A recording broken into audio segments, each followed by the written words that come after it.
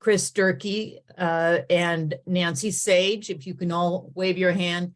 The three of us are the Palisades Neighborhood Overlay Committee coordinators, and there's upwards of 40 neighbors who also comprise of the committee. And also on the call is Eric Olson, Long Range Planning Manager for the city of Lake Oswego. Eric, are you here? Yep. Yeah, I am. I'm in attendance. Yeah, if there's anything that I can help with as it pertains to the city's involvement, I'm happy to help. Thank you, Eric, for being on the call. I just want to make a few announcements, and that is please take a minute to mute yourself if you haven't already done so. And we ask that you stay muted throughout the meeting until it's your turn to speak. We have a lot of people on this call. I think, what, 60 people or so, Chris? Sure, but almost 70.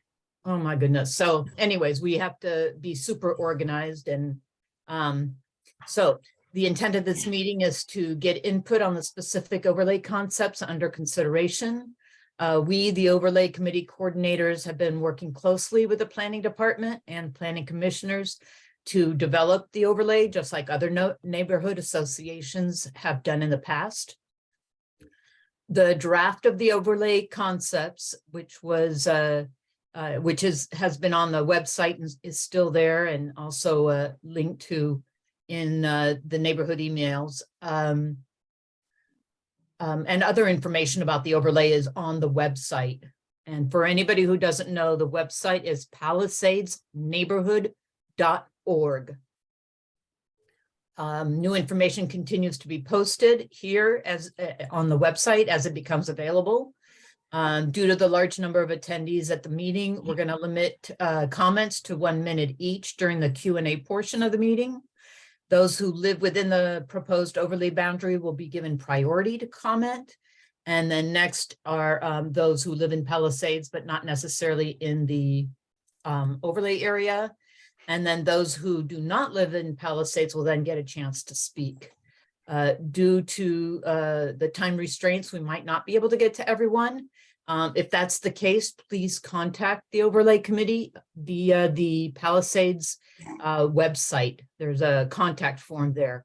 And we have been very good about getting back to those and answering questions and such.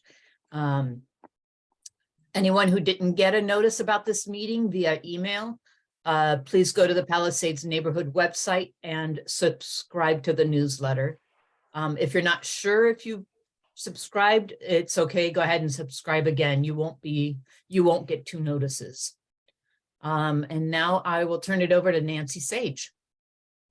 Hi, I'm here to describe the overlay and answer some frequently asked questions.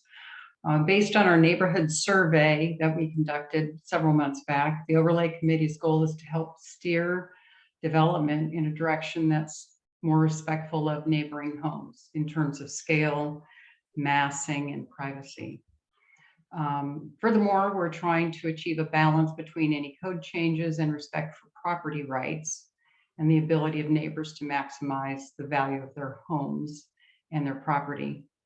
The overlay is in response to the desire of many in our community to protect the unique characteristics of the older homes of Palisades neighborhood, primarily the areas developed prior to 1970. The characteristics most in need of protection were the subject of the neighborhood survey, and they include more moderate massing and scale of homes, private backyards, landscape screening, retention of mature native trees, and minimal impervious paving. So that's a general summary. There's more detail on our website. Please have a look. So a common question is, will the proposed overlay affect my property value? The overlay work committee is made up of property owners, all with the objective to develop an overlay that is property value neutral. Some elements still to be defined may reduce buildable area or floor area ratio, but other elements may relax current code restrictions. Recent speculative home development in our neighborhood may be reducing our property values due to lost privacy and reduced sun exposure by adjacent new builds. At this point in the process, we have overlay concepts to share with you aimed at preserving our neighborhood's character. Once the concepts are agreed upon, the experts with the city will partner with us to document specifics. So a common question is, will this affect my property taxes, the overlay? The answer is no. Another question, what are non-conforming conditions is a common question, or other code issues as they might be affected by the overlay. When a homeowner remodels an old home, some of what was to code back when it was built, say in the 50s, is not to code today. These non-conforming conditions are grandfathered as long as you avoid redesigning what was grandfathered. This is a general explanation. There's much more detail on the website. So you would need to abide by current code standards when you remodel that. So in closing, please visit the FAQ page on our website for up-to-date information and much more detail. So next, I'll pass to Chris. Hi, everybody. We'd like to first start with a general poll on where folks live to get an idea of what the makeup of everyone here in the forum are. And then there'll be a general question regarding support of the overlay. So let's see here.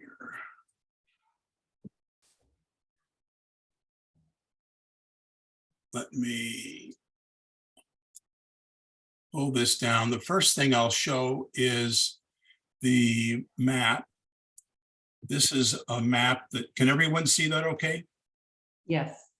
This is a map of the Palisades neighborhood, which is in all of what is in color. And you can see outlined in red, there's a larger area here. Then there's a smaller little pocket here. That's the area that we're proposing for the overlay. And so the first poll that I have is the general makeup of the group here. So if everyone can see that poll, if they would answer, they may need to grab the poll and move it away from the map so that it doesn't cover the map so they can see. First, we'd like to know, do you live outside Palisades? Second, do you live in Palisades? Or third, do you live within the boundary of the overlay?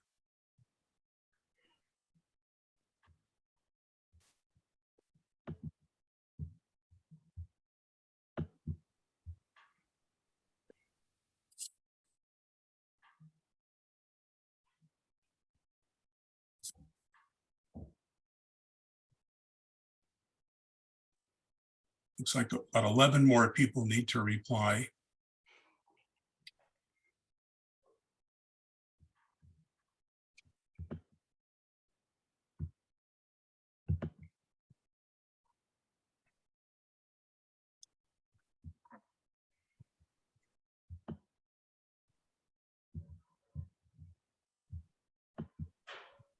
Then the second question, make sure you scroll down to see that. The second question is, based on what you know to this point, are you in favor of an overlay to protect neighborhood characteristics?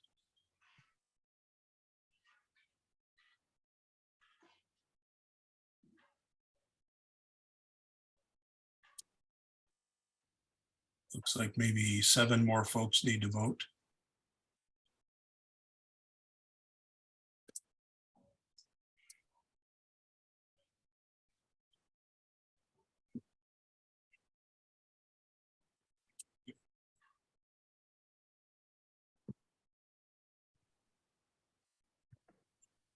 Okay, we'll let it go just maybe another another 30 seconds, then we're going to close the poll. So there looks like 5 people haven't voted. If you haven't voted, please do. Hello. If on the, yeah, if you can't see the second question, there's a scroll bar, a gray scroll bar on the right side of the poll quiz box. You can grab that poll bar and scroll down, or just roll your finger on your mouse and scroll down to the second question. There's no quiz box. There's no There poll. was no place to put an answer on the second question. So I submitted it already. Can you Okay. Huh. Well, put that up? Yeah. Maybe we move forward. There's another poll later that's more detailed than this starting poll. Well, I have 20, 36, 36, 44. I have 44 responses to the second question. Yeah, there you go. Good suggestion. If you can't use the poll, just put your information in the chat. We'd like to know, A, do you live outside Palisades? Or B, you live in Palisades, but not in the overlay boundary? Or C, you live within the boundary of the proposed overlay? And then the second question is, based on what you know to this point, are you in favor of an overlay to protect neighborhood characteristics? Yes, not sure, or no? And looks like we have 44 out of 47 responses. Okay. We'll go another few seconds. 46 out. Okay, there's one more that hasn't.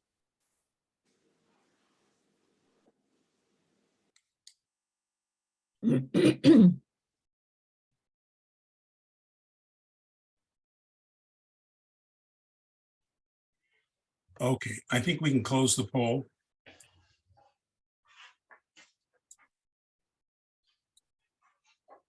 There are the results.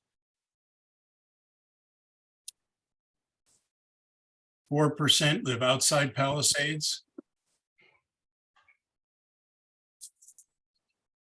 28% in Palisades, but outside the boundary, and 67% within the boundary.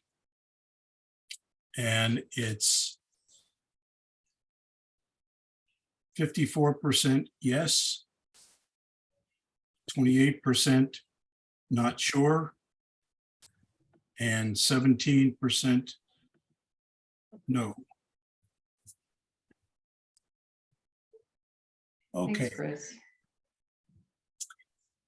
now I think we go back to Nancy or Frederic to go over what we've covered so far, what we've accomplished so far, and then we'll get to the concepts, which is really the meat of the meeting tonight, is to get input on the concepts that we're proposing for the overlay.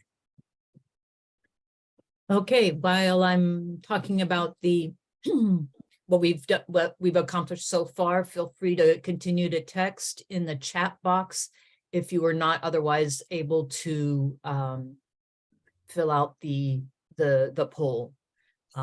So please make sure to tell us whether you're in Palisades neighborhood, in the overlay, or outside of Palisades, in addition to how you feel about the overlay itself. So March 14th of 2022, the Lake Oswego Planning Commission officially accepted the drafting of an overlay district covering some portion of Palisades neighborhood as a goal of 2022. It was never designed to do all of Palisades, which is just too varied in its needs, its neighborhood age and such. The overlay has been discussed at every Palisades Neighborhood Association meeting since October of 2021. May through June of 2022, the Desired Neighborhood Character Survey was sent out to everybody in Palisades to identify values and key issues. From from the consensus of that survey, we moved forward. And August of 2022, there was a planning commission walking tour. And we met with planning staff and we talked about next steps and got the planning commission involved to see firsthand what we are trying to accomplish and the neighborhood characteristics we're trying to preserve. Regular P&A board meetings included updates on the overlay project and continue to do so. City created quantitative studies. Thank you, Eric and staff, for all of the Palisades neighborhood. This is the map that you see on your screen right now is one of those quantitative studies, massing and heights and other quantitative studies in order to help direct these goals. In October of 22, there was a meeting with planning staff on maps and revised overlay boundaries. In November of 22, the Planning Commission working session. We had discussions with the Planning Commission and they gave us their recommendations regarding the boundary. The boundary area was updated to add properties on both sides of the streets as suggested by the city's community development staff. That was just a minor edit, about 14 properties. Also included the area north of Sunny Hill, about 33 homes. In December of 22, the Palisades Neighborhood Association Board approved the updated proposed boundary map. Over to you, Nancy. Okay, so next what we'll do is we'll share the 3 concepts that we have. It isn't any more detailed than this at this point until we work with the city on that additional detail. So we're looking to gauge your opinion on these, and there'll be a poll connected to each of the main concepts because we want your input. So first, encourage massing and scale more in character with existing homes. 1 point, setback, second floor, front and sides, possibly by increasing layback plane or second floor area less than some % of the first floor, possibly with a floor area bonus. Second point under this, reduce code permitted FAR, that's floor, FAR. Floor area ratio. Floor area ratio bonus if front, sides, and or back of second story are stepped back more than some amount from the first floor. And more research is needed on this. The last point for massing and scale, disallow height bonus in current code, similar to what Uplands has done in their overlay. So those are the main points of massing and scale. So Chris, do I pass to you at this point? I'm sure. I think now we're anxious to get input from everyone that's present, starting with people who are live within the boundary area. And I'm going to stop the screen sharing so that we can see everyone that's on the call. It looks like there might be a question that involves Eric. We might want to look at the chat if it relates to massing and scale. Hold on. Could someone please explain the meaning of the percentages given on tablet? Yeah, it might be helpful to get the map on the screen just for reference. Sure. Essentially though, prior to the map going up here, I'll just explain that, the intent of this map is to look at the % of maximum sort of floor area that's available on a given lot. So each lot has, basically a calculation that we would use to determine the maximum amount of floor area that would be permitted based on the size of the lot, more or less. So what we're looking at is essentially how much of what would be allowed under our current code has been constructed in the neighborhood. So you can see there's different sort of gradient levels starting at 40% and below and going all the way up to 100%. And 100% is those darker sort of burnt orange color. that you can see in certain areas along sort of Meadowlark Lane, I suppose, for the most part, is where you see that darkest color. But yeah, so essentially, it's all based on the size of the lot as well as the actual floor area that's been constructed on that particular lot. Okay, thank you, Eric. So Chris, back to you for the poll regarding Yeah. massing and scale. Yeah, well, is there input or discussion or questions on that first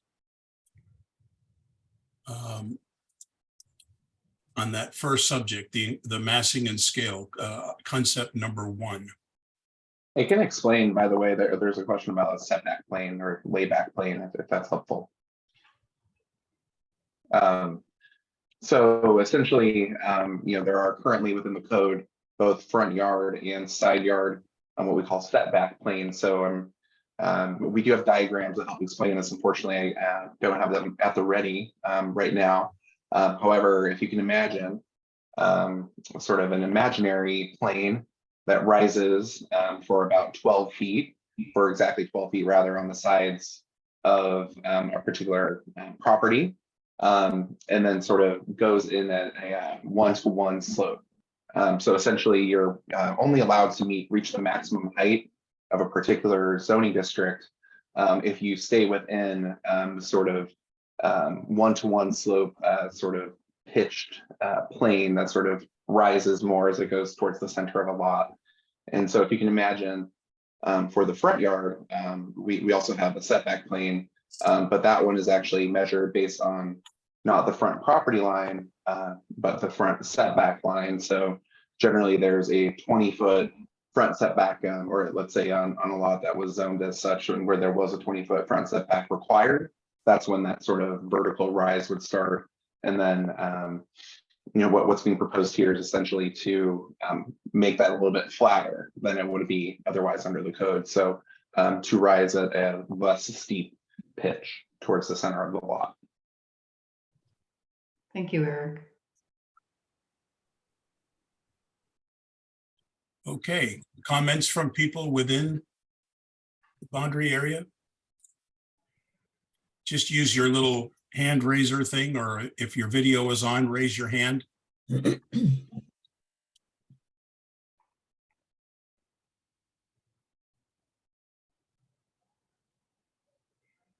Okay. Okay.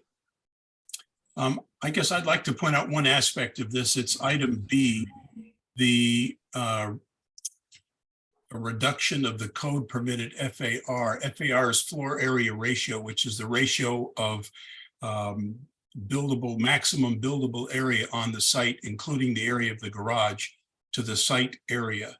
And it's kind of a complicated formula in the code, but actually you can imagine the bigger the site, the more building you can build.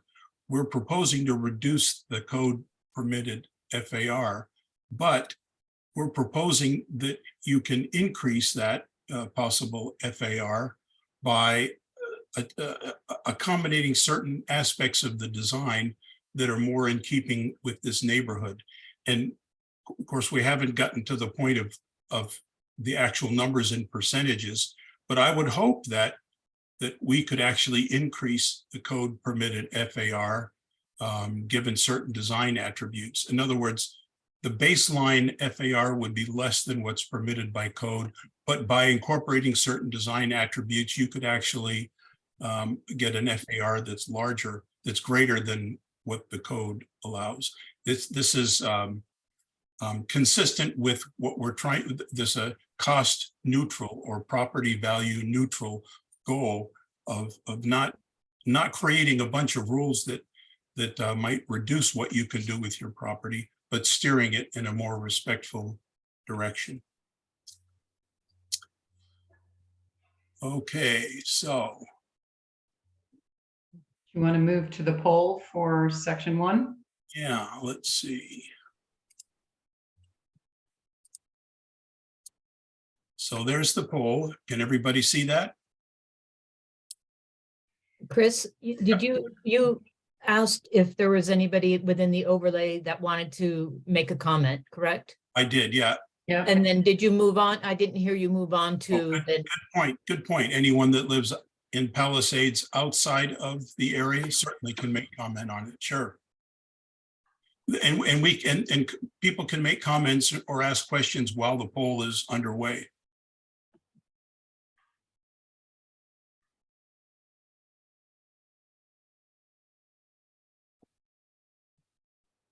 Just to clarify, I'm not going to submit answers at this point, so you won't have at least one of the participants submit.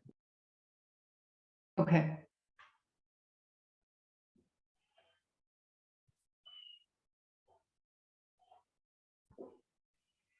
Catherine raised her hand. Yeah, Catherine, go ahead. You need to unmute yourself. There you go. Yes, I'm not seeing the poll. And I just maybe general comment. I live in the proposed overlay area. And I attended the last planning commission meeting to try to get a better understanding of, excuse me, that's my ring. Somebody just walked by my house. And I feel that the city's current regulations are sufficient to cover our neighborhood. And I drove through like the neighborhood that's within the proposed overlay district. And on Canyon, I believe that's where some of you live, and around that area, and Glen Haven. And I drove down that street and see where there are newer houses built and there are older houses built. And I didn't see that there was a problem. The newer houses look nice. Granted, they're a little bit bigger, but I didn't see that as a problem. And I thought the newer houses really improved the neighborhoods.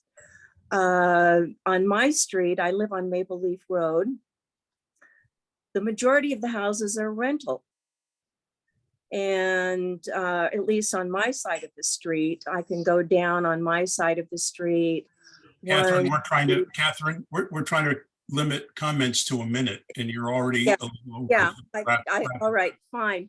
Just in general, I don't agree with this overlay, and in looking at that and going to the planning commission, I think what the city has is already sufficient, and I don't see that this overlay is necessary. Okay, thanks. Rob? Yeah, hi, quick question. Do we get 1 minute on each topic or everything?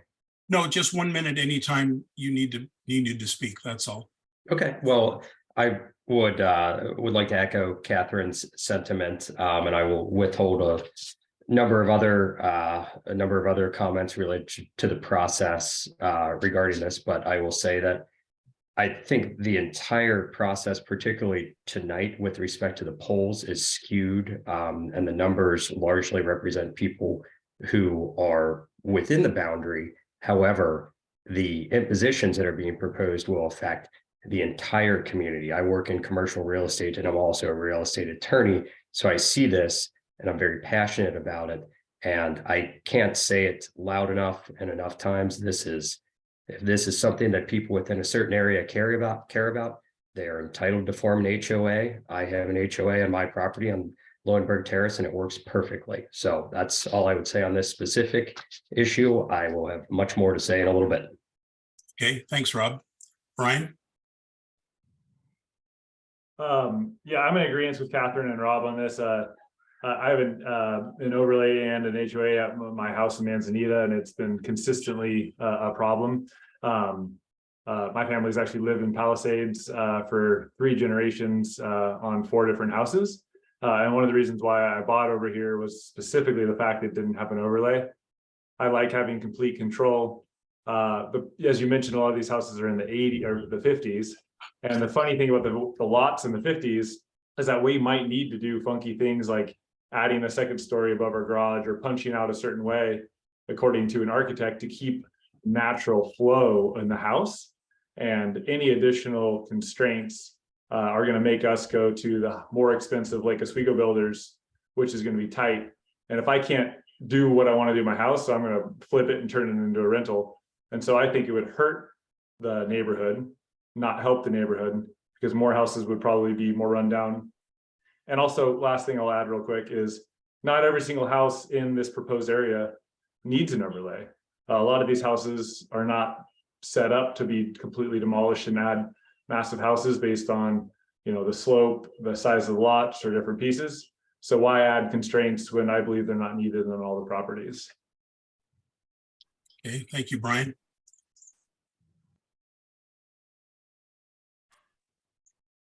Okay, I've got 40 votes out of 45 attendees, so there are 5 people who haven't voted yet. And some may not, like Eric is with the city, so there's a few that may not. Mhm.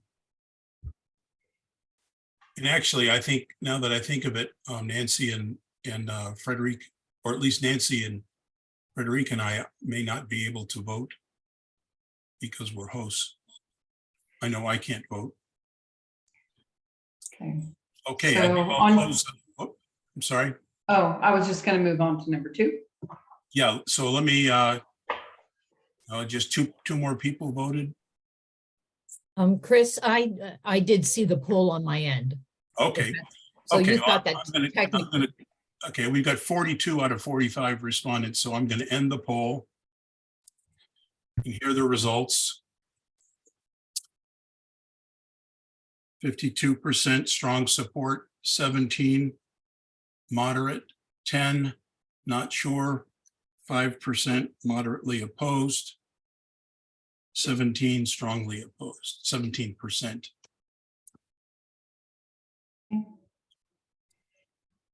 Okay, All right, the next concept, number 2, and here on your screen, encourage retaining mature, healthy native trees and mature landscaping and new landscape screening.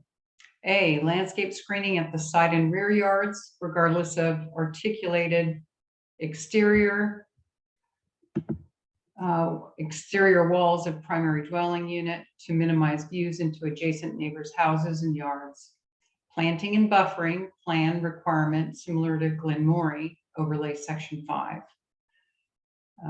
And that's public information if anyone want to go look at the Glenmorey overlay details. B, encourage evaluation of alternative foundation systems in order to enable retention of existing mature trees. And C, bonus if replacement trees are larger than size required by standard LO code. So back to you, Chris. okay. So I think one of the major things here is the mature landscaping that's very typical of the homes in Palisades, and especially in the older part of Palisades. That's a characteristic that we're trying to encourage and protect.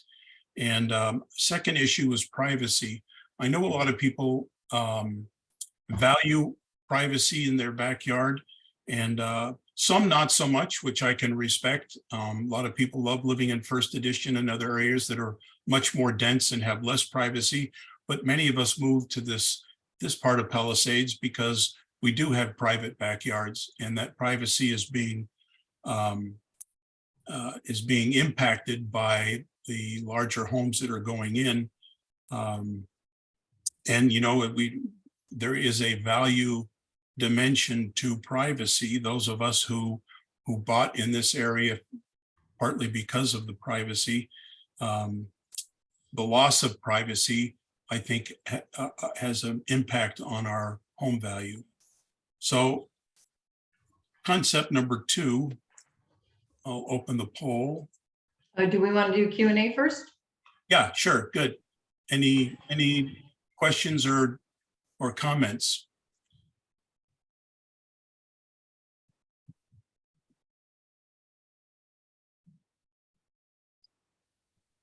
It seems not.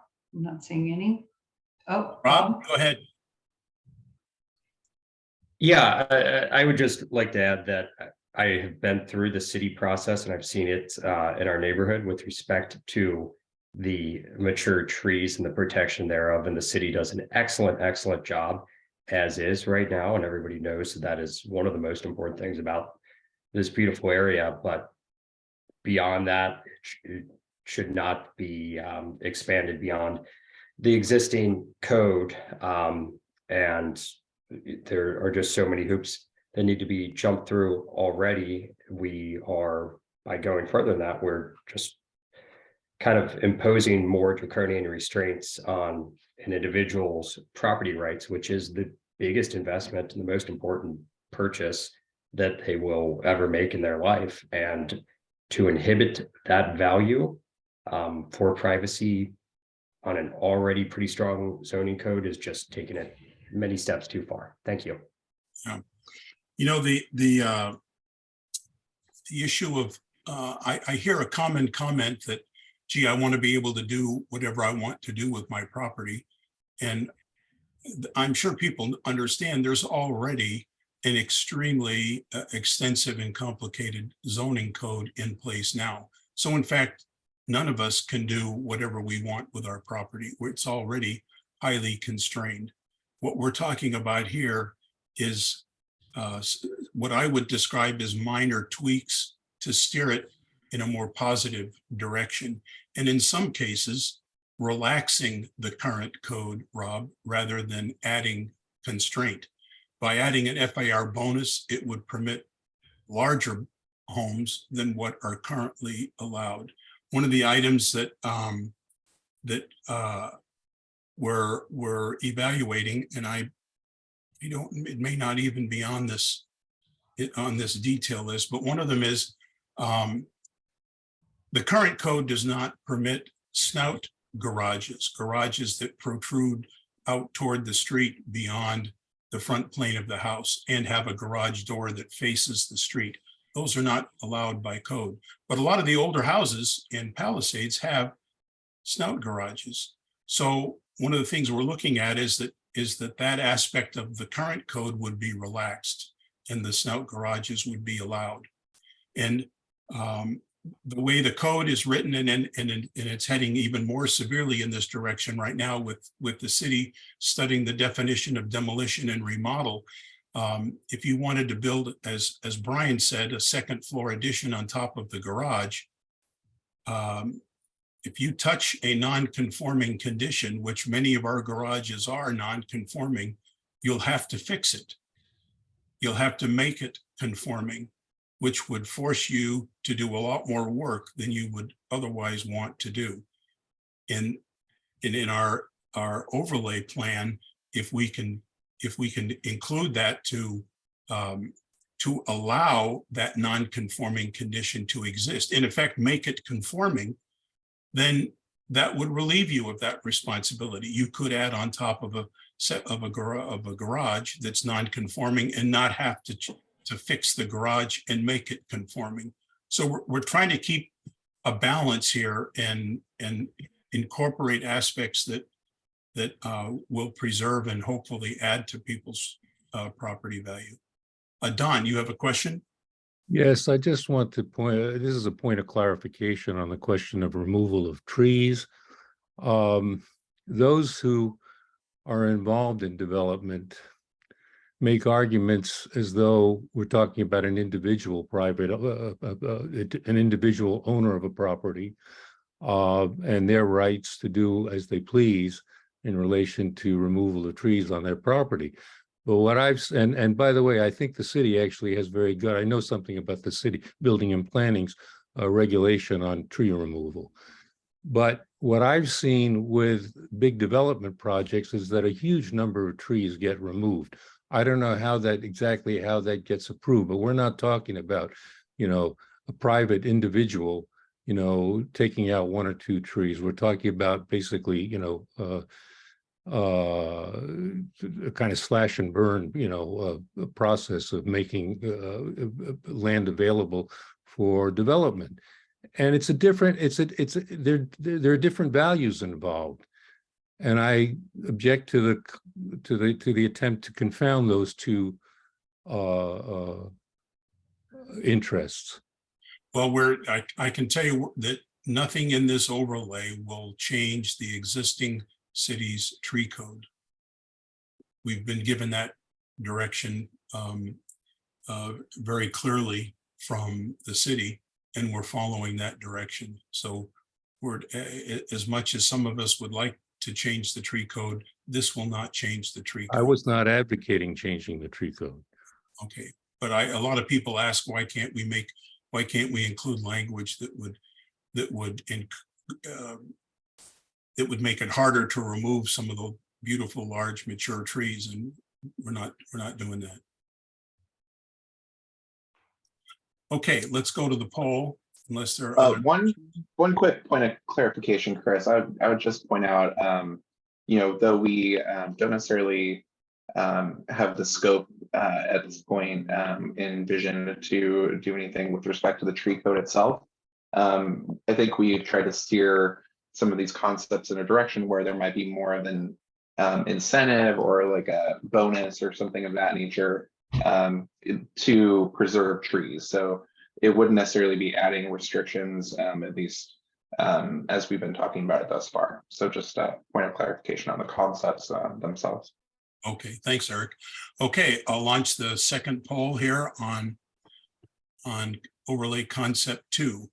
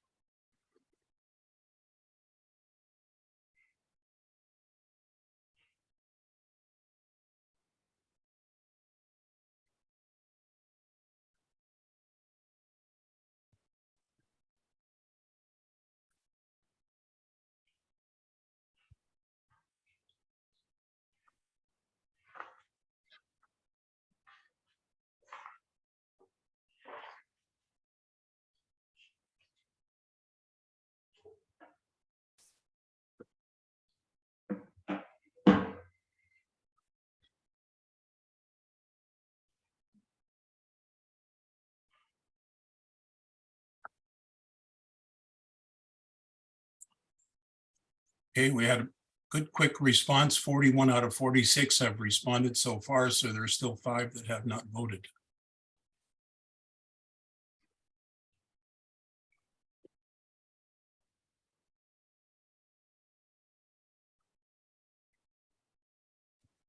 I think we should move forward. Is that Yeah, okay? I'll close it here. We have 42 out of 46, so that's 3 or 4 people that haven't.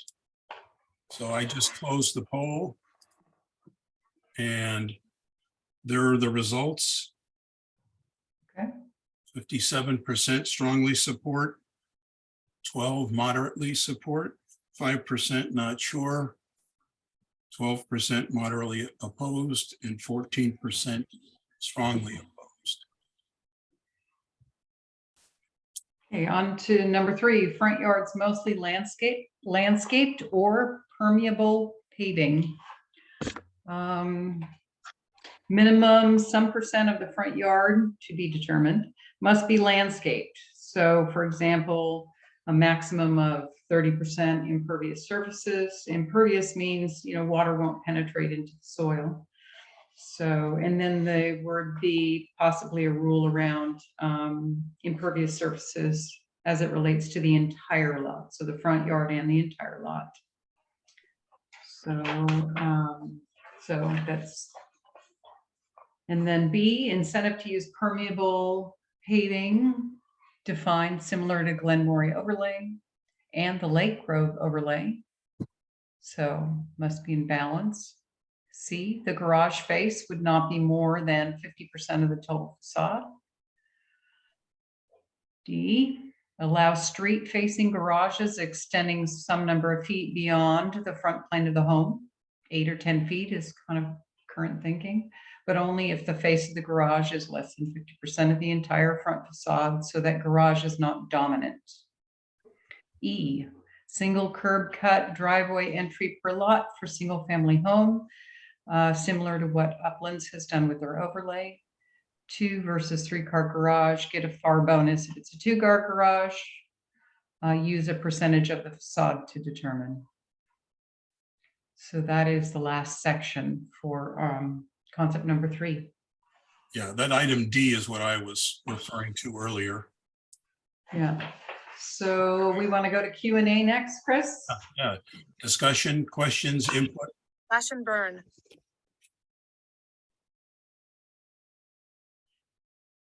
Mario, Yeah, thank you, Chris. In regards to C and D, I'm curious on the garage portion where, if we have a 3-car garage, it sounds like we're limiting 3-car garages in a sense. I mean, it doesn't say that there, but it could be a limiting factor. But then also, seems like almost with C, it seems like almost any house could have a garage extending 8 to 10 feet or whatever it comes out to be, since nothing's going to be over 50%.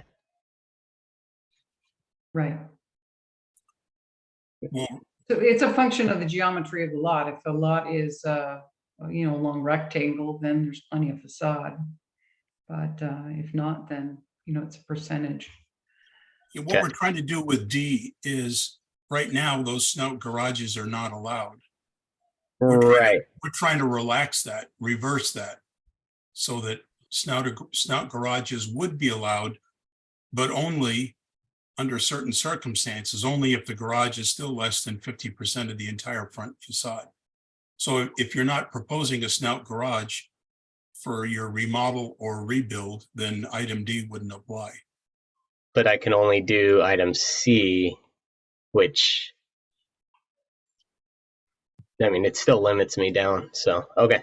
Well, Thanks for explaining that. I think, you raised a good question, garage face. I think we were assuming that would be the garage door face, not the side of the garage. If it's a 90-degree, come in and then turn 90 degrees to enter the garage. If it were a 90-degree entry, then I'm not sure C would even apply, because you wouldn't be looking at the entrance to the garage. Okay. Rob, then we'll go to Brian. Yeah, I'll limit my comment to subsection A and I guess B, because it seems like the garage issues are not nearly thought through, or we have data on it. I will say it's entirely unhelpful to have a comparison of just saying similar to X, Y, and Z overlay without anybody having any context on that. On the front yard landscaping and permeable paving, I think we need to really take a long, hard look at what this community stands for. And a lot of people move here for the schools. And sometimes that means that you might have to build a little more house and take away a little more of the front yard. I'm doing it right now. I'm looking out my front window. And that's an important part of this. And I think that everybody needs to acknowledge that there's a reason that people live here and there's a reason that people move here. And sometimes that requires a little bit more square footage of house in lieu of front yard, because God knows kids can't live in the front yard. Thank you. Well, right now there's a front yard setback that constrains where the house goes on the lot. So we're talking about that portion of the lot on which you cannot already build, which is the front yard setback. So then why do we I need don't to think change? A So then would- what needs to be changed? Well, so 3A would not reduce in any way the buildable area of the house. So then why are we talking about this? Because some of these newer homes have a very high percentage of that front yard in impervious surfaces, concrete, for instance, rather than landscaping. And one of the characteristics of our older neighborhood is a very high percentage of front yards is landscaped, not paved. And so we're trying to redirect that so that we retain those landscaped front yards instead of paved front yards. That's all. This doesn't affect buildable area at all. Okay, and I'm curious why we think that might be. I don't know why there would be an increase in it. Alan, or no, Brian, I'm sorry, Brian, go ahead. Yeah, I got two comments real quick, then I gotta put kids to bed. First, it's on the unpaved component. I'd strongly fight to keep that right of being able to put impermeable surface on here. You're talking about the largest easement of all the individuals that own boats, but yet there's only 8 boat slips on this place for Palisades. So we have boats that are not 12 feet long anymore. Boats are getting bigger, even if the square footage of the lake only incorporates a certain amount. You have a lot of young families that want to move here, and if we can't have a 3-car garage, being able to park your boat in different places, you can drive down Green Tree Road, and there's some beautiful houses that have done, great roundabout driveways in different pieces, and almost every single one of those people owns a boat. So I want to defend that first as my first comment, and number two. This is going to be tough, but the statistics, I have a really tough time with the statistics. As I'm jumping off now, I've got a 2 and a 4-year-old. It's hard for me to make these meetings and prioritize them. I'm going to make a stereotype here and a generalization, so I don't know how to back this quantitatively. But I feel with my grandma living in this neighborhood and my dad living up the street, as we get to a place in time where we're not chasing around kids, we have a little bit more free time. I bet there's a lot of individuals that have had the opportunity to come here and vote and say, hey, let's keep it the way it was. We loved what it was. But to Rob's comment, we got young families that are barely able to move into this neighborhood. Properties went from an average of $500,000 to $1 million in a very short period of time. If a family has the ability that has kids to move in here for the school districts, they're going to need to make small improvements. And I acknowledge that you're doing a great job of trying to incorporate areas of give and take and to make it slightly better. But I'm just completely against an overlay in any capacity.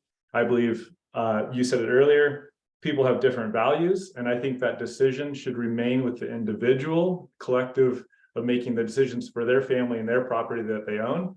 I don't believe that right should be retained with an overall group that dictates what they believe at the time of the overlay is going to be the collective decision based on voting, where I think a lot of people my age aren't taking the time to vote because they're chasing around young kids. And I'll end in saying, what was once cute in 1950s houses will eventually become problematic like it is in 1930s houses. So, Chris, you and I have had a lot of great conversations, and I know you could say you could repeal overlays in the future, but I'm skeptical of putting them through to begin with, largely because I don't know if they ever will get removed. And more importantly, I don't know if they're actually really needed. So I got to run to let my family out down for the night. Thanks, Brian. Alan?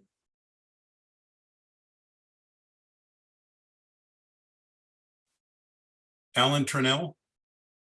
I think you're there. Coming, just had to unmute there, sorry. So since we added kind of the whole overlay discussion, some of us, or at least I'll just speak for us, we bought a home. We didn't buy an investment. We didn't come to Lake Oswego because we had kids for the school district. And I understand why people do. That's great. We didn't do that. We came here to live in our home, love the large lots, love the privacy. The privacy's gone. I've got 3 houses now, 3 of Mr. Sebastian's homes. One of them sits in here nicely, very nicely. The other 2 are pretty much boxes. And I'm very uncomfortable. I've lost my privacy. I've got windows looking down at me. I look at a giant wall to the west of my yard, just a straight up wall.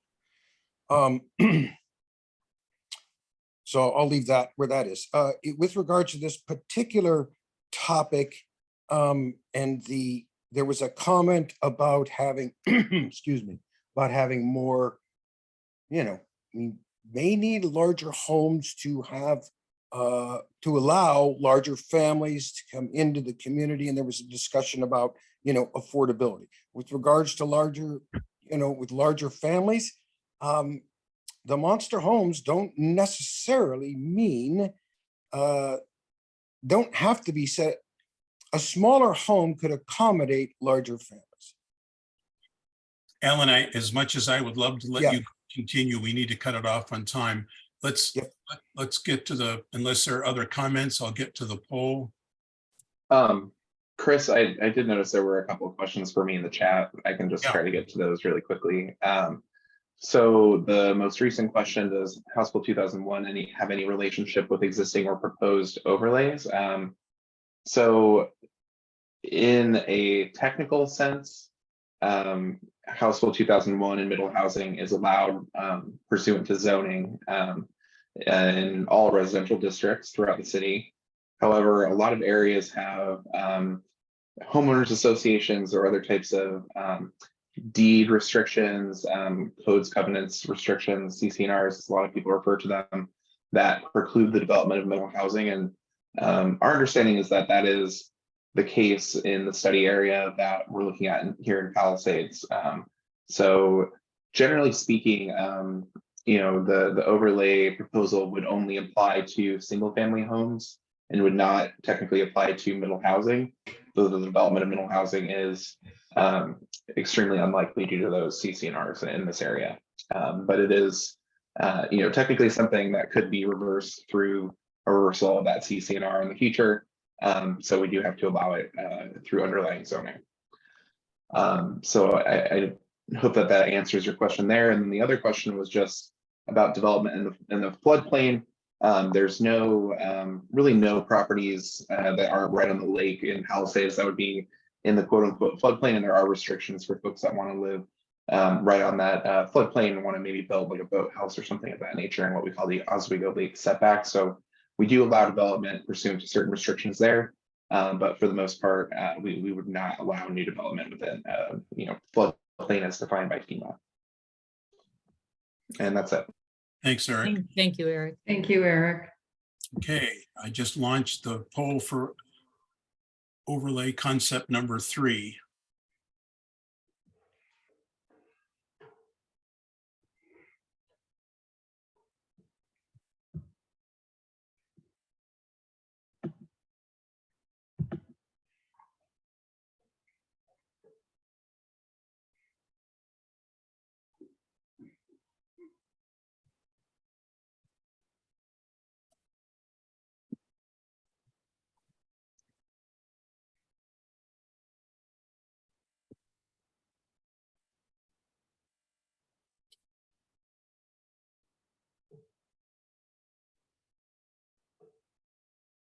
We're doing great on time, everybody.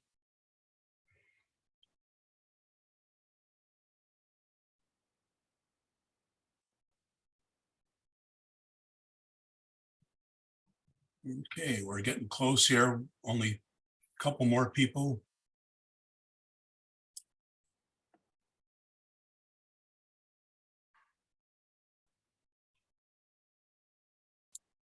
I'll close it here in about 20 seconds.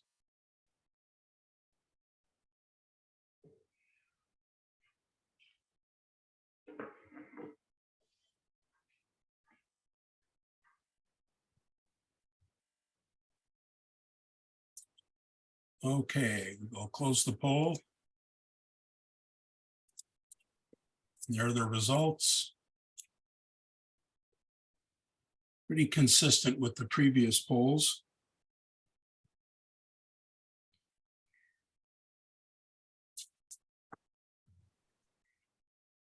Okay. Okay, I think that wraps up that part. Are there general comments, or Frederic, we ready to close? Oh, Rob, go ahead. Yeah, thanks. I'll be fast, everybody. I do want to comment that I think the process was that all of this has been taking place under has not been in compliance with the P&A bylaws. I think the city should know that, and the city should know that that is not going to be taken lightly, nor is it the fact that a lot of this has been done in the shroud of darkness. I've asked for a lot of information and haven't received it. I think it's disingenuous to say that this is the same as other overlays without providing additional information. I think On the whole, this is overkill and a draconian restraint, and I think that the polling is skewed and the bifurcation of people within the boundary versus not within the boundary is not appropriate. The P&A board represents the entire area, and it is wildly inappropriate for the board to use their bullhorn to espouse the views of a few. I will leave you guys with this. I believe there are about 57% more or less who have opposed. That's about 25 people, perfect to form an HOA, and a very small minority of the Palisades Neighborhoods Association. So with that, we'll be following this closely. I know there are legal challenges to other issues like this in other areas, and I expect that those will, if this does come to fruition, be brought here. Thanks. So Rob, I know that Chris has specifically answered all your questions and also tried to meet with you and in person, and you have not been available for any of that. That's right. So I have a 20-month-old and a full-time job. That's right.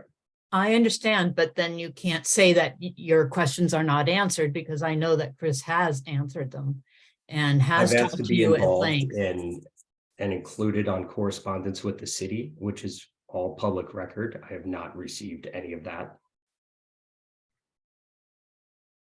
I'll let Chris continue with that, but Yeah, you mentioned that you think that there is something that's being done that's not, that doesn't align with the bylaws, and Chris has answered that as well. You know what, And that's a don't think difference this of is- opinions. Yeah, I don't think this is the forum for that, Rob. Anytime you want to meet, you let me know. If you have a specific concern or complaint, I think you should address it to the chair of the Palisades Neighborhood Association, Mario, I have. to Eric at the city. And I you will. can CC us if you would like, but the bylaws clearly authorize the P&A board to do what we're doing. What we're In doing what is section? no different than any of the other neighborhood associations have done. We're following the same process under the guidance and support of the city.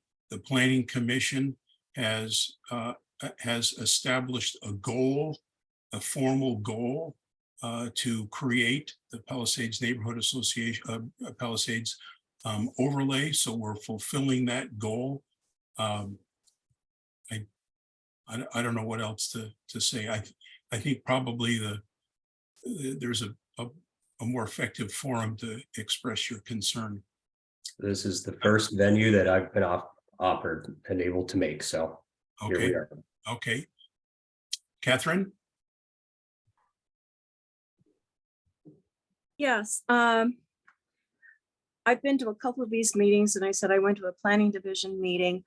I'm curious at what is your time frame on an approval or not approving this, and who makes the ultimate decision on whether these are approved or not? Sure, I think Frederick and Eric can answer that. Eric, I'll let you take this one. Yeah, so I guess, officially the city's involvement begins once the Palisades Neighborhood Association has made a formal recommendation according to its bylaws. We do have work sessions that have been held at the Planning Commission where we're working with the Neighborhood Association subcommittee, Frederick, Chris, and Nancy, to help them do some research and talk about what is appropriate and sort of get some recommendations from the commission.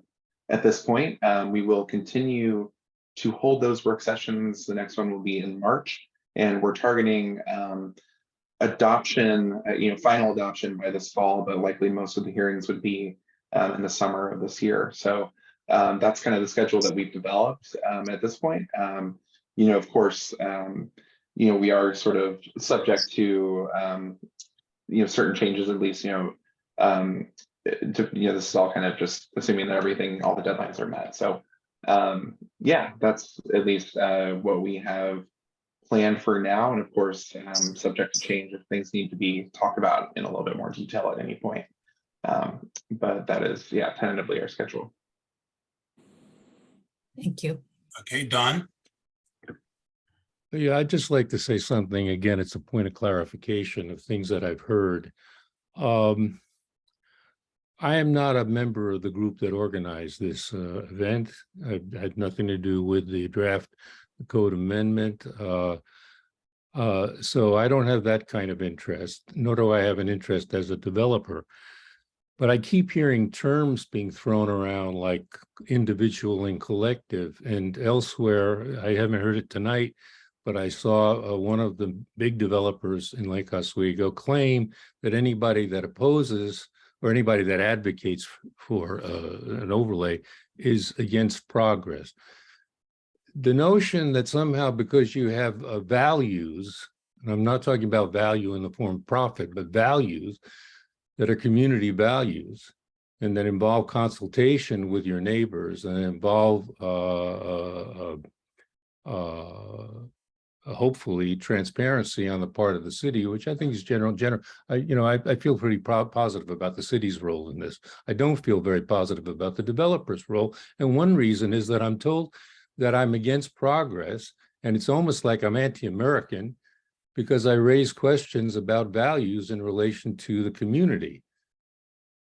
And it's not just a matter of neighborhood character, it has to do also with consultation. And so the opposition to any form of community action is to me also anti-progress and anti-American.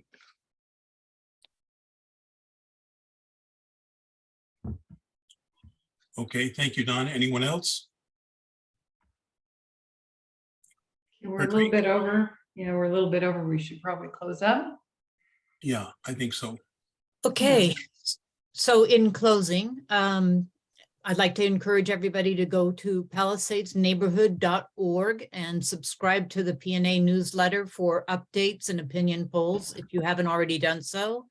Also on the website, again, click on the overlay tab for the latest information. This includes the updated FAQ, frequently asked questions page on the P&A website under the overlay tab.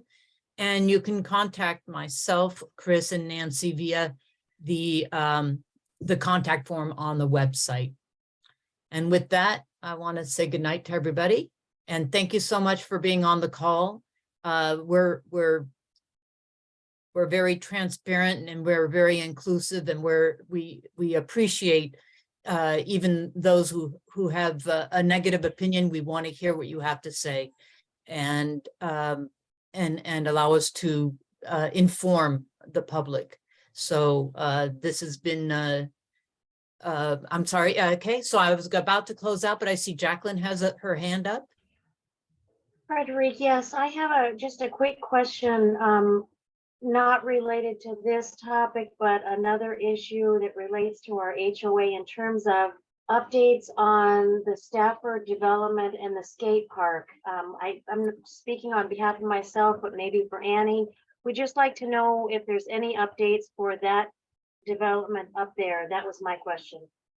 Well, before somebody answers that, I'm not in the know, but okay. We might take this offline. Sure. But Palisades Neighborhood is not a homeowners association. We're a neighborhood association, and there's a huge difference. So we're going to close out the meeting, and then if you want to stay online, we'll try to fill you in. Yeah, I think there's a city meeting coming up, Jacqueline. You might check the city calendar. I think there's one coming up to address the site options and what to do with the existing courts at George Rogers. Great, thanks. Okay, thanks everyone. Thank you, everybody.